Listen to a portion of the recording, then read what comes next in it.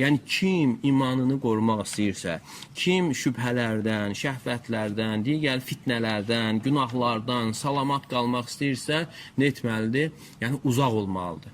Kim ki yaxın gedir, yox mən bilirəm, imanım var, elmim var deyib yaxın gedirsə, yəni o insan bilsin ki düşəcək. Bu qaydadır. Ona görə bu tövsiyələri insan gözünün qarşısında tuturub, yəni əməl etdiyi zaman həqiqətən Allahın yardımı ilə qorunanlardan. Kim ki buna fikir vermir, məhəl qoymur və görürsən ki, nə qədər elmi də olsa, alim də olsa, elm baxımından və riayət etmədiyi üçün və görürsən ki, sonra şiddətli şəkildə azanlardan ola bilər, yəni Allah qorusun.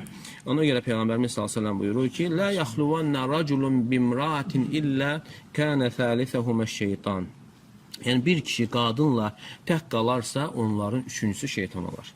Bir kişi qadınla tək qalarsa, deməli uzaq olduğu zaman problem yoxdur. Uzaq olanda, yəni o problemlər hasil olmur. Amma tək qalandan sonra görün nə qədər çətinləşir insanın gözünü qoruması, gülümsəməsi və həmçinin qəlbini qoruması artıq çətinləşir. Yəni üçüncüsü şeytandırsa, insan artıq yəni həlakət çox yaxın olur.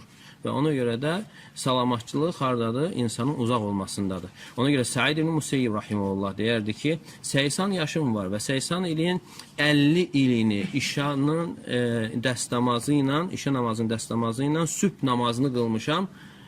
50 il yəni adam yatmıyor. Amma deyir, yenə mən qadın fitnəsinə əmin deyiləm.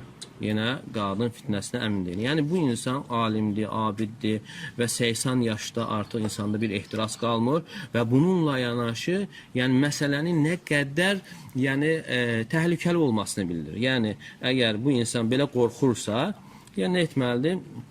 Başqaları da ibrət götürməlidir ki, yəni uzaq olmalı, salamat qalması üçün.